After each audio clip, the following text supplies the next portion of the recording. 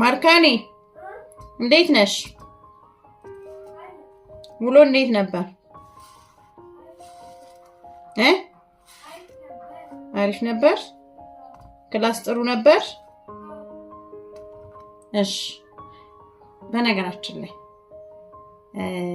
ልጆቻችን እኛ ባለፍንበት መንገድ ቢያልፉ ደስ ይለናል ወይ?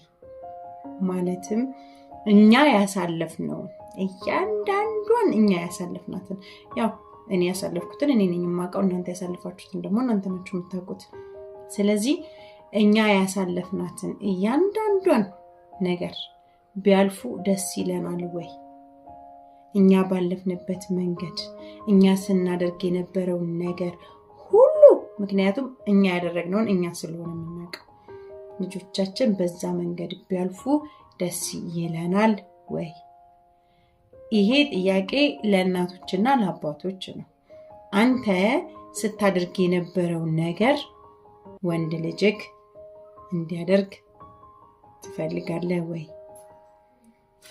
አንተ